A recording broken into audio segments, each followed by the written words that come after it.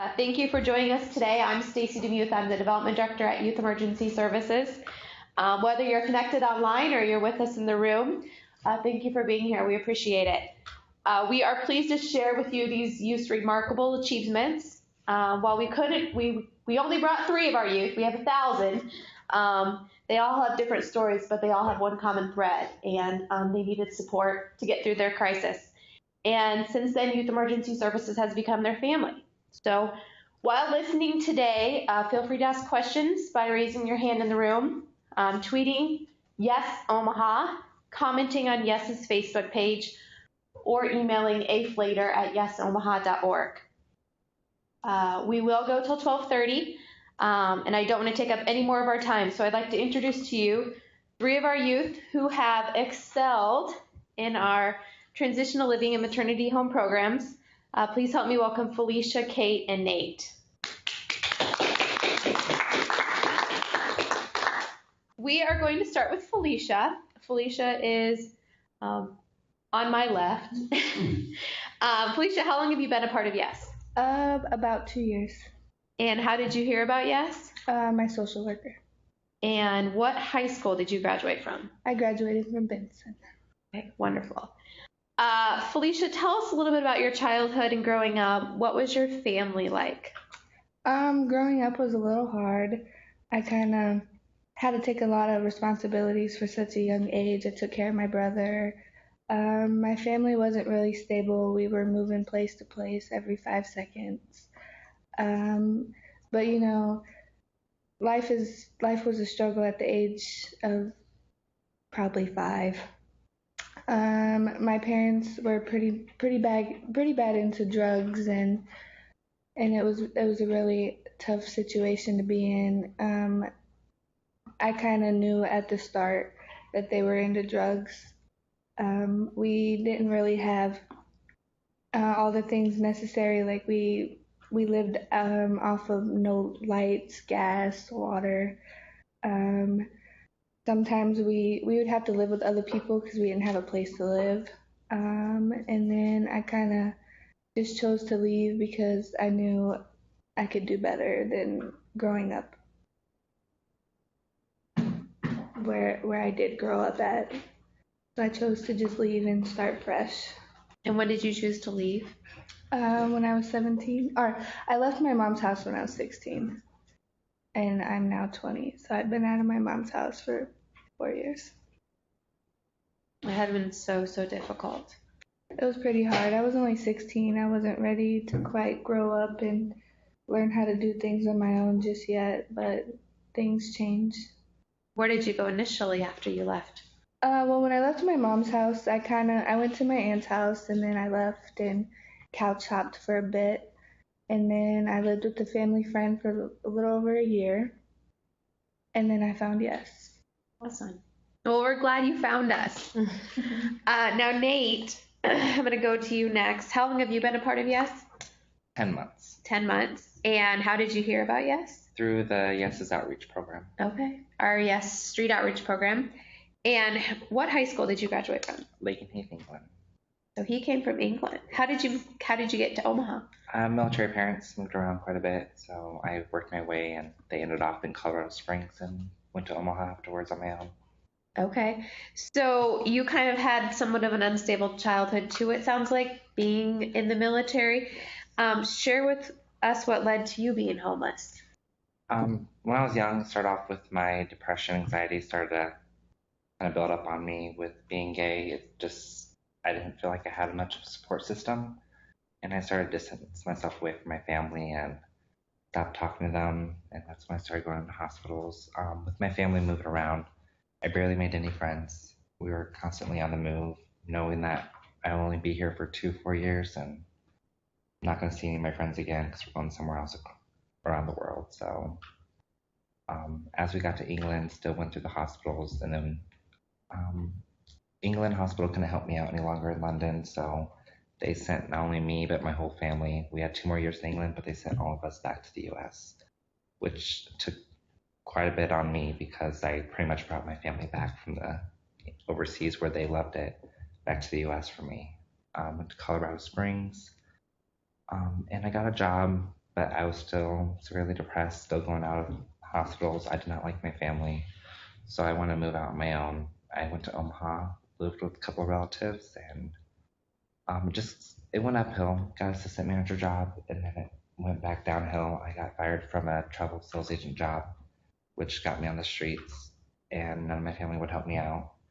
Um, it's either excuse that their basement was flooded or not support for my family because they're in Colorado Springs. So I was on the streets for about 2 weeks, and I got admitted into one of the hospitals down in Omaha, and that's when right when I got out of the hospital, I found Outreach, where Patty helped me get back on my feet Wow. and search for the program.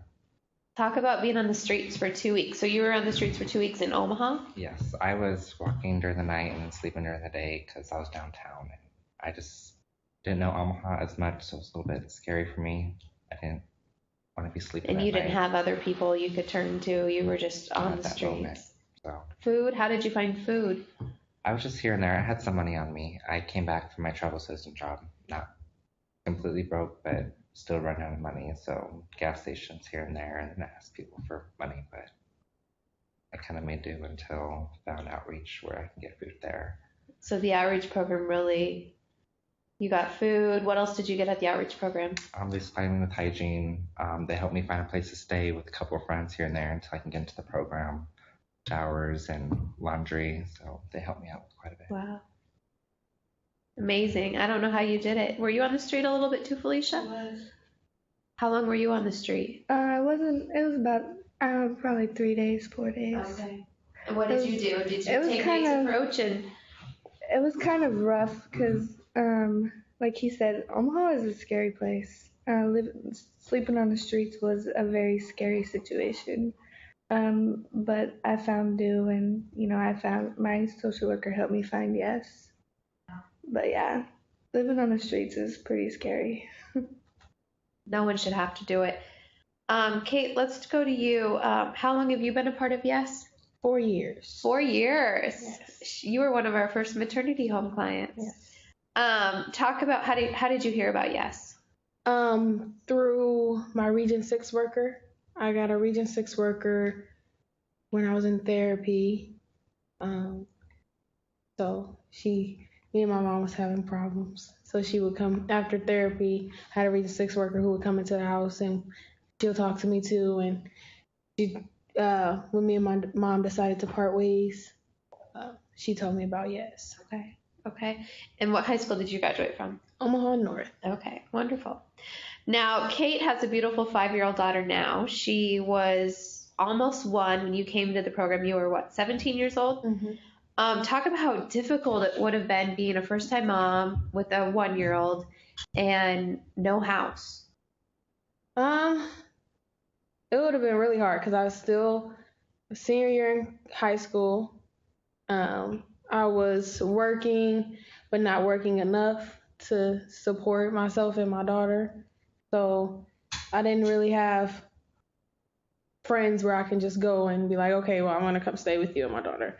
And I didn't have to live on the streets or anything like that. But my mom made sure that when I left, that I would have a good place to go. Like, she wanted to make sure that I was safe and that my daughter was safe and everything like that. It's just being 17 with a 1-year-old and in school and trying to work. Yeah, no childcare, no shelter. It would have been really hard. It was hard. Yeah. It was hard. Yeah. And what kept you going? My daughter. Your daughter. Of course. And she's beautiful. She's a beautiful little girl. So you didn't have to, you stayed with your mom until you were connected to the Yes. And talk about the program. What did you need to do to enroll in the maternity home program? Pretty much, my Region 6 worker just went and grabbed me an application. And I told them my story. I told them how, if I got into the program, how it could benefit me, what I'm looking for, just pretty much trying to fit. If you need help and you're willing to listen and learn, then it's a good program. And so the Yes Maternity Home, describe for anybody listening or tuning in, they might not know much about the maternity home. Talk a little bit about it, some of the rules, talk about, where you lived, what you did. Well, the maternity group home was in Bellevue. I heard that and I was like, I'm going to be so far away. It's really not that far from Omaha. So, I lived in Bellevue. It was a house. That was different too, because I thought it was going to be a little facility and I was going to be stuck somewhere. But it was a nice house. It fits 5 girls, with their children. Pretty much it's just transitional living. You're going in, it's basically teaching you how to be an adult. Like, you're not by yourself, but you're by yourself. You cook your own meals. You take care of you take care of your children. They don't babysit. They help you find babysitters. They help you find jobs, but it's not holding your hand. It's more of helping push you out there and give you the support and the resources that you need. So it's the support system that you have, a little extra push that you won't have at home or out on the streets or from other people. Wonderful. So Kate was in the maternity home, and Felicia and Nate, you were both in the transitional living program. And anything more you want to add about what's different from the transitional living program than maternity home? I think it's just basically the same thing. We're just a little bit further away, more of downtown Omaha, closer. Pretty much the same thing, just without the kids. And we're out on our own without the staff being around once we get into our levels, from level 1 to level 4. Yeah, because maternity group home is 24-hour staffed. So if there's ever any emergencies or anything like that, they're there to help take care of it or stuff like that. They're just helping you so when you leave the program, which is an 18-month program, am I right? Mm-hmm. Then you can be independent and be able to provide for yourself. Right. So Felicia, how did your life change once you had some permanency and stability? What were you able to accomplish? Well, once I got into the program, I eventually graduated from high school. I found a job, and then I successfully left the program. Didn't finish it, but I successfully left. And I'm in college, and I stay in the dorms. Talk about the exciting award you received prior to going to UNO. Oh, I was awarded the Susan Buffett Scholarship. Full ride scholarship? 5 years on the calendar. Yay! So we are very proud of you. Talk about your experience being a college student. It's definitely different. There's a lot. It's no more different than being in the program. You don't have rules and stuff like that, but you're still an independent person. You do things on your own. You provide for yourself. But being in the dorms, it's kind of like, especially being on campus, it's like everything is around you. Like, I can wake up at 12:30 and be to class by 1 within 5 minutes, So it's like really easy, living on campus, because you don't have to worry about being late to class. And, and there's like a library on campus. You can go over there and do your homework. And they have a health center over here where you can work out and exercise and stuff, and I did that a lot when I was stressed out. There's a place on campus to eat. There's a place on campus to just hang out and have fun with your friends. It was a really good experience, and I'm glad that I took upon myself to move into the dorms. Did you ever think you would go to college? I did not. I didn't even think I was going to graduate high school. And I did both. So what do you think helped you do that? Like, what got you there? Definitely all the motivation from wanting to change from my childhood. What I went through when I was younger, I wanted to be different than that. And I wanted to prove to everybody that I can be different than my family.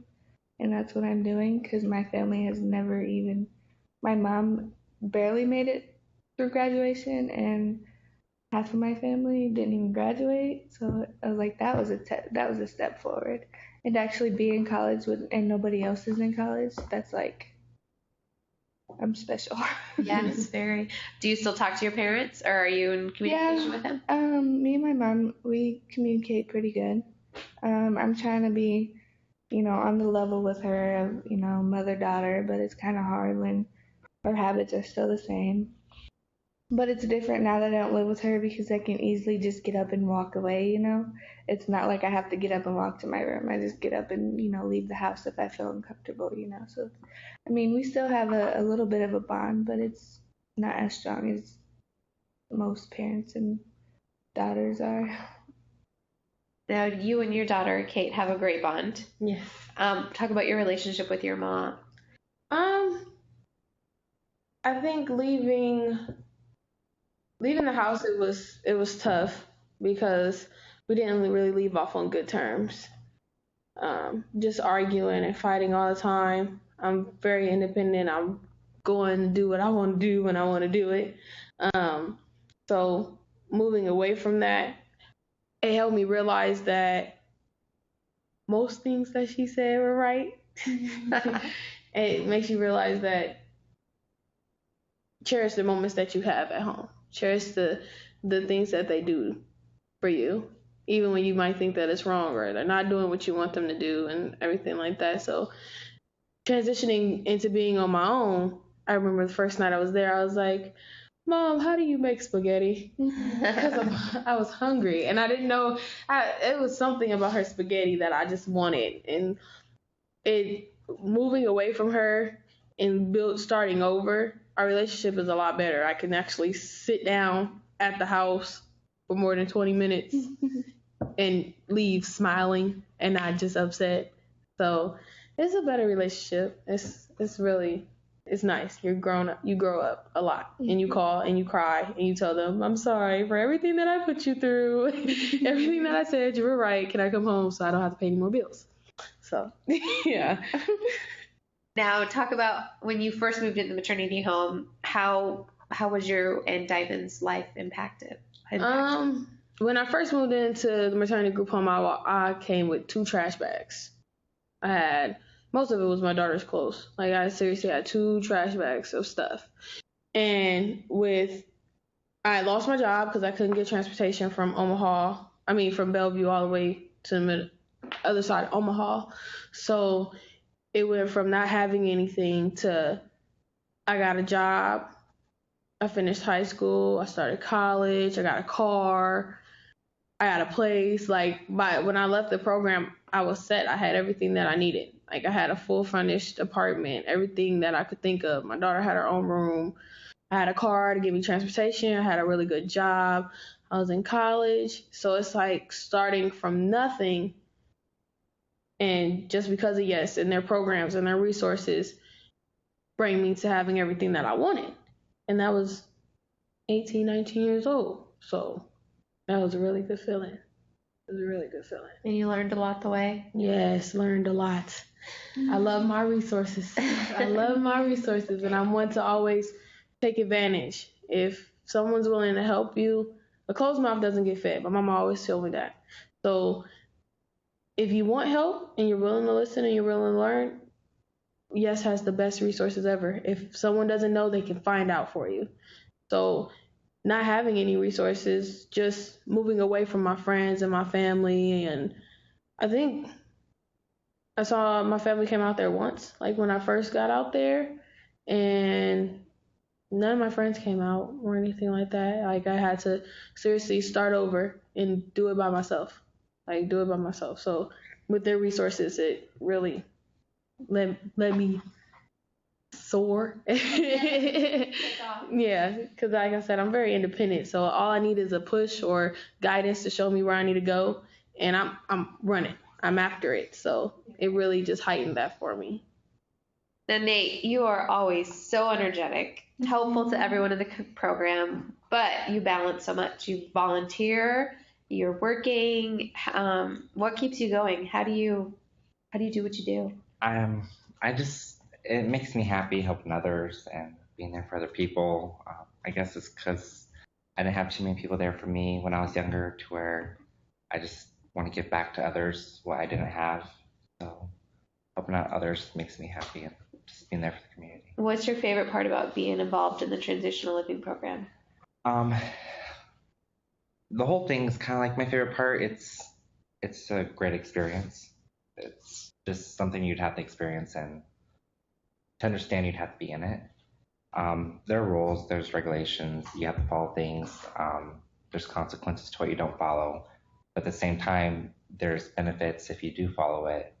You're starting from nothing like I did and working your way up to out your own apartment, almost 2 jobs, going to school soon. So a lot of it is just the whole staffing and the kids that are in it, just having a good time. Now, and you are at our highest level of transitional living. So when did you move into transition in place? March 27th, so about 4 days before my birthday. Awesome. It's a different experience. It's my first time being out on my own. Definitely scary, but I'm glad I found this apartment. It's cheap, I can afford it, especially finding my job through Youth Emergency Services. It's helping me out a lot too. Great. Congratulations. We have a number of questions coming in from our viewers. Nate, this question is for you. Where did you sleep when you were on the street? Well, during the day, I'd just be resting on sidewalks. I lean up against buildings. Sometimes I go in the alley. I just try not to be seen so much. I didn't sleep in too many parks or anything. It was just mainly against buildings. Was downtown. it warm, cold? At that time, it was kind of cold. It was just before July. Still had that cold weather here and there, but it was during the day, so it was fine. Wow, I can't imagine. Felicia, now that you are in college, do you still receive help from Yes? Sometimes yes, but I personally think that I help them out a lot. Like here today? Yeah, but I do, when I'm struggling with like food and stuff, I do use the outreach center, and so yes, I do. We have another question. What should a youth do if they know someone who is homeless, but that person doesn't want anyone to know? What would you guys tell that youth? That's hard because there's people out there like that. But if you need help, then there's got to be somebody out there that you trust to go to, and I'm sure that person can get a hold of Yes, and not everybody needs to know that you need help. Just go to that one person. At the end of the day, you shouldn't be ashamed. Everybody goes through something. Everybody goes through trials and tribulations. So your situation, somebody can be going through way worse. So closing your mouth and not wanting anybody to know is just making your situation harder when there is help out there, when there is people that actually care and want to help you and want to make your life better and want to support you. So just don't be ashamed. Don't be ashamed. No one likes to say that they're homeless. No one likes to say that they're on the streets. No one likes to ask for help, but help is amazing. Right. When you need it and you don't have anywhere else to turn to, don't feel bad about it, because you're gonna, if you follow the directions and do what you're supposed to do, you'll be 10 times stronger. You'll be 10 times stronger. Definitely. No, I agree. Help is necessary, and you chose the help, and look at you now. Look at you now. You are all amazing people. We have a few more questions coming in. If you were given $20, would you save it or spend it? I would definitely save it. During the program, if you're asking that question, I would spend it right away. But learning from my case manager, Aaliyah, going through the program, learning how to budget, knowing that, hey, this $1 here, this $5 here builds up. 4 weeks, you're averaging $45 of all the money you build up. So it's definitely a benefit to save it. Sometimes you do have to spend money right away, but it just really depends on what's going on in my life right now. Managing bills, paying rent, it's kind of different for me, but right now I'd save it. You'd save it. Good answer. Well, we've had another Facebook question come in. If you were head of Yes, what changes would you make? I would just have more houses available, because there's so many youth out here that need help, and there's not programs like Yes.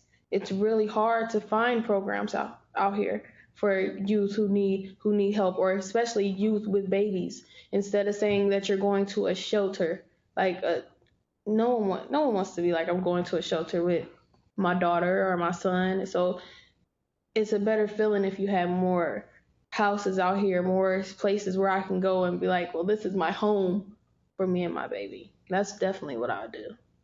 I'll definitely do that. More housing. Okay, Mary, write that down. You guys all have mentors. We have a mentor program where we match all of our transitional living and maternity home with you, up with you. Has it been successful for you, Felicia? Very much so. My mentor is actually Miss Lovely, and she's on top of her game. We make it to where we hang out at least once a week, twice a week, maybe. But she's very supportive. She's there through everything and anything, and she knows a lot of not only what I've been through, but what a lot of youth have been through. So she kind of knows, what to say and what to do. Like when I'm in a down, depressed mood, I call her right away because she has that uppity up voice where she never lets you down. Like she's always like, cheer up, buttercup. Like she's always like that one person that makes you happy. So she's always the first person I pick up the phone and call when I'm upset or down, because she brings that up. Like I'm no longer like depressed, and she'll come and get me at like 2:00 in the morning, and we'll go have dinner and just talk everything out. Awesome. Well, and mentor relationships don't stop. I know, Kate, you mentioned you and your mentor are still connected 4 years later. Yes, 4 years later, and me and Michelle are still going very strong. Mm-hmm. It was kind of different, but being a mentor isn't about spending money or just dealing with listening to issues. It's just more just the time that you spend. Like it really means a lot. Like we sit and we walk. She took me to Botanical Gardens for the first time, and I've never been like, this place is beautiful. Place is beautiful. And just sit and talk to me, sit and spend time with me and listen to my problems and give me advice. It's another resource. She remembers my birthdays. She's been to every of Diamond's birthdays since she met her. So it's a great relationship. She's a wonderful person. Like she goes above and beyond of a mentor. Like I can not talk to her for a couple months and she still calls me and was like, you know what? I was thinking about you. Let's go have lunch. Go eat veggie burgers. Okay. We can go have a veggie burger. I don't really like veggie burgers, but I'll eat it for you. But she just introduces me to new things, new places. Just actually having someone to communicate with outside of my family, outside of my friends, someone that's just the stuff. That woman is hey now. Okay. We're always looking for new mentors. So obviously you can tell mentors have really changed your guys' life and helped further you towards being successful. We have one final question that came in. Do you think couch hopping or couch surfing is considered being homeless? Yes. And why do you feel that way?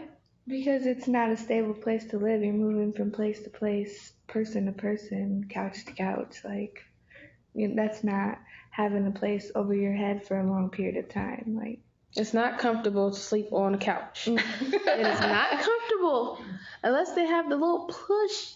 And it's still not comfortable because if you roll over, you're falling on the floor. It's not fun. It's not fun. And it's probably more comfortable than sleeping standing up, though. Yeah, definitely a bit more comfortable.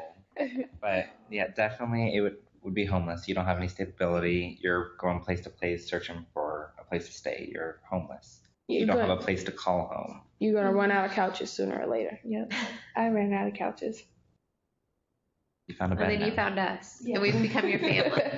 And we are so, so grateful for you guys just even accepting our help and for letting us be a part of your life. We love to hear your stories. We love to hear your successes. And it's just amazing. Thank you guys for being here. Do you guys have any final things to say before we wrap up? Don't be afraid to ask for help. I was just gonna say closed mouths don't get fed. Closed mouths don't get fed. Seriously, if you need help, ask for it. Ask for it. You're the only person that can change your life. You're the only person that can make your situation better.